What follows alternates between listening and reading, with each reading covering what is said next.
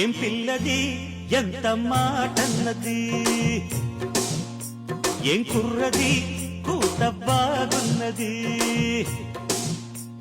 సిక్కుల పురి చెక్కిలి తనకుంది అంది, చెక్కిలిపై కెంపులు నా సొంతం అంది. ఎక్కడ ఏం చెయ్యాలో నేర్పమన్నది.